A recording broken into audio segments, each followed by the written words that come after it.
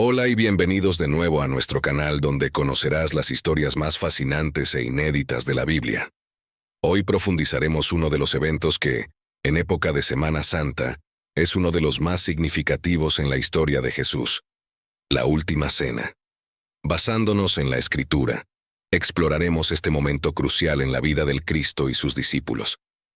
Dentro del contexto histórico de este día santo, durante la Pascua hecha por los judíos, que significaba una de las 7 festividades más importantes dentro del Antiguo Testamento. En el libro de Levítico se encuentra con exactitud las cosas que se ha de realizar en cada fiesta.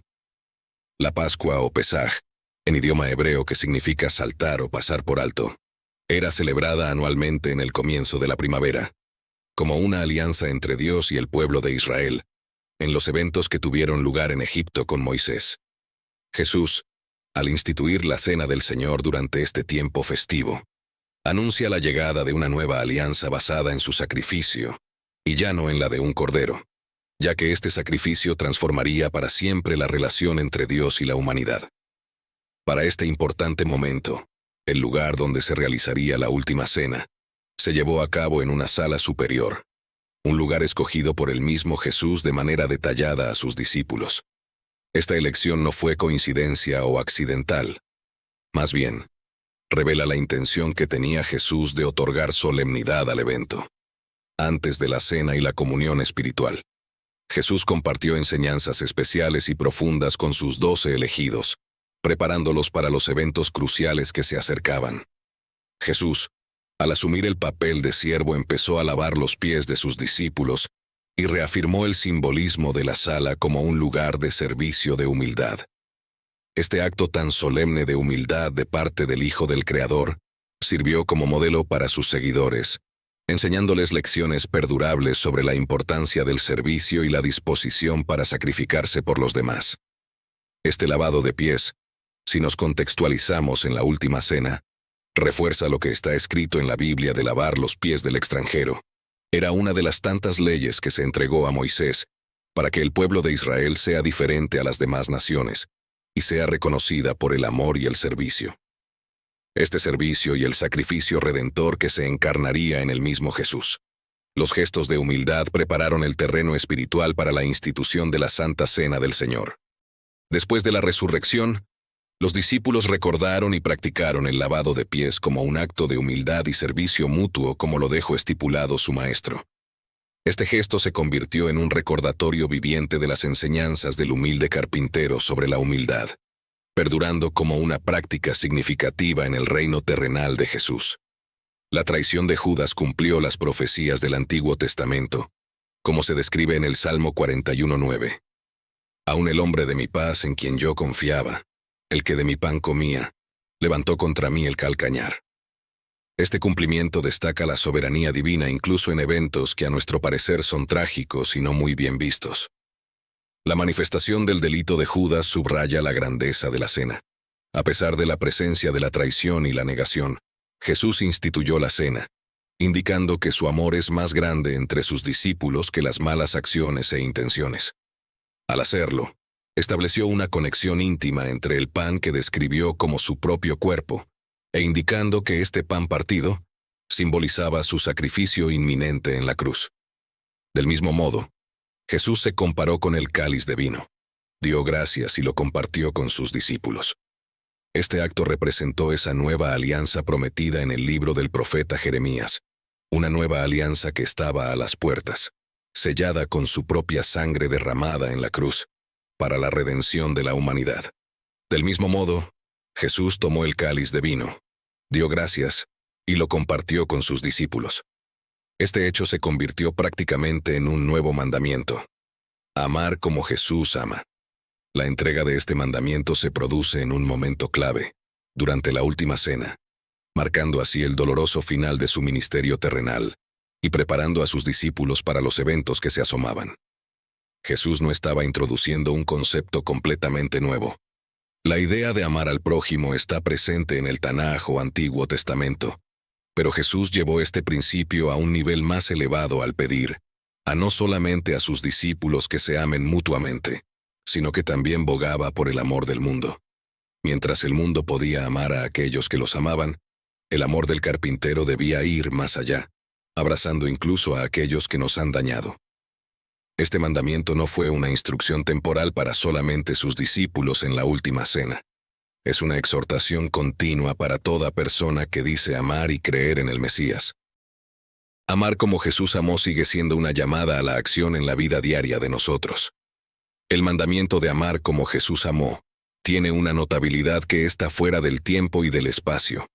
En un mundo dividido, lleno de odio y venganza, el cumplimiento de las Escrituras se hace más palpable. Jesús había dado indicios anteriormente a la traición en las profecías, como en el Salmo que ya citamos. Jesús utilizó el acto simbólico de mojar el pan en el mismo plato para señalar hacia la traición de uno de sus amigos, Judas.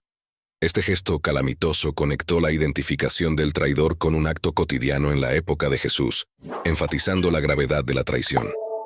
Tras la identificación, Judas preguntó si sería él. Jesús confirmó su pregunta diciendo, «Tú lo has dicho». La respuesta de Jesús destacó la enorme responsabilidad y consecuencia de este acto y lo distribuyó a sus discípulos diciendo, «Tomad, comed, esto es mi cuerpo». Del mismo modo tomó el cáliz de vino, lo dio a sus discípulos diciendo, «Bebed de él todos, porque esto es mi sangre del nuevo pacto». Mateo 26. Estos elementos se convirtieron en símbolos sagrados del cuerpo y la sangre de Jesús. La institución de la Santa Cena anticipó simbólicamente su muerte inminente en la cruz. Al vincular el pan con su cuerpo partido y el vino con su sangre derramada, Jesús instituyó la Santa Cena que dejó una huella eterna en los que en él creemos. A lo largo de la historia, diversas tradiciones han practicado la Santa Cena de maneras diversas, pero la esencia del acto permanece como un testimonio vivo del sacrificio y la resurrección de Jesucristo. Otro momento crucial de esa noche fue la profecía de Jesús sobre la negación del que sería su más cercano, Pedro. La negación de Pedro tuvo lugar durante la última cena, un momento de gran solemnidad. Pedro enfrentó en 3 ocasiones separadas la negación de conocer a Jesús. Estas negaciones ocurrieron exactamente como Jesús lo había anunciado, lo que confirmó la veracidad de sus palabras. Después de la tercera negación, Jesús y Pedro se encontraron en miradas, y Jesús miró a Pedro. Pero Jesús nos vuelve a dar una lección estremecedora. Esta mirada tuvo un impacto profundo en Pedro, recordándole las palabras de su maestro y llevándolo a la amarga realidad de su propia negación. La mirada de Jesús no fue de condenación, de odio o de venganza, como cualquiera de nosotros lo hubiera hecho cuando nos traicionan. Él lo miró con amor y comprensión. Jesús entendió el sufrimiento que Pedro sentiría al entrar en razón de su negación, y prefirió amarlo antes que condenarlo. Una de las cosas que Jesús también anunció esa noche fue la noticia de su muerte inminente. Obviamente esto causó dolor y conmoción entre los discípulos. A pesar de las repetidas menciones a su muerte, la realidad de la crucifixión aún impactó profundamente a aquellos que lo amaban. Jesús explicó que su muerte en la cruz no era un evento trágico sin sentido, sino un nuevo comienzo, y exclama una oración, expresando su deseo de que la gloria que compartió con el Padre antes de la creación del mundo se manifieste entre ellos. Esta declaración subraya la unidad eterna entre el Padre y el Hijo. Jesús se vuelve hacia sus discípulos y ora por su unidad, pidiendo que sean uno, así como Él y el Padre son uno. Jesús, al referirse al cáliz como la nueva alianza en su sangre, estableció una conexión profunda con las alianzas antiguas en la tradición judía. Las alianzas anteriores entre Dios e Israel involucraban una alianza simbólica hacia una transformación radical en la relación entre Dios y la humanidad. La antigua alianza se basaba en la obediencia a las leyes, mientras que la nueva alianza se basa en la gracia, el amor, el perdón y la redención a través del sacrificio de Jesús. Él instó a sus seguidores a beber ese cáliz, probando una participación activa en la nueva relación que estaba estableciendo. Jesús presentó su propia vida como el modelo máximo de humildad y servicio. A pesar de ser el Hijo de Dios, se humilló a sí mismo tomando la forma de siervo y sirviendo a los demás. Jesús desafió las nociones convencionales de grandeza al invertir el paradigma cultural. En lugar de definir la grandeza por la autoridad y el control, Enseñó que el líder verdaderamente grande es aquel que sirve a los demás. En respuesta a la ambición de los discípulos por posiciones elevadas, Jesús impartió una lección fundamental en Marcos 10:42. En este pasaje, recalca que los líderes entre ellos deben ser siervos, así como él mismo vino no para ser servido, sino para servir y sanar a los enfermos hasta alimentar a multitudes. Sus acciones personificaron la actitud de un líder siervo. Las enseñanzas de Jesús sobre la grandeza a través del servicio han tenido un impacto duradero en la filosofía del verdadero liderazgo. Los discípulos, después de la resurrección y la venida del Espíritu Santo, aplicaron estas lecciones en sus roles de liderazgo y enseñanza. Jesús, en sus enseñanzas posteriores, enfatizó la importancia del consolador o abogado. Esta identificación destaca el papel del Espíritu Santo como aquel que viene al lado de los creyentes, brindando consuelo, aliento y defensa. La promesa incluía la función del Espíritu Santo como guía en toda verdad. Jesús enseñó que el Espíritu revelaría verdades espirituales más profundas y guiaría a los creyentes en la comprensión y aplicación de la enseñanza divina. Jesús enfatizó que el Espíritu Santo equiparía a sus seguidores para ser testimonios vivos de la historia. Las advertencias de Jesús fueron una preparación mental y espiritual para sus discípulos. Les instó a contar el costo de seguirlo y a estar dispuestos a sacrificar todo por su causa. Esta preparación fortaleció su determinación y compromiso. Les dijo que esta sería una ocasión para testificar. A pesar de la confusión inicial, las enseñanzas de Jesús sobre el pan y el vino tenían paralelismos con sus declaraciones anteriores. La confusión inicial de los discípulos fue posteriormente clarificada después de la resurrección de Jesús y la venida del Espíritu Santo. La aflicción de Jesús alcanzó su punto máximo en el huerto de Getsemaní. Los evangelios sinópticos relatan cómo Jesús llevó consigo a Pedro, Santiago y Juan para orar, momentos antes de su arresto. Jesús oró con una angustia profunda, diciendo: «Padre mío, si es posible, pase de mí esta copa. Como vemos, Él es tentado en todo según nuestra semejanza, pero sin pecado». La aflicción en el huerto de Getsemaní preparó el terreno para la crucifixión, donde Jesús enfrentó el sufrimiento físico y espiritual de manera incomparable.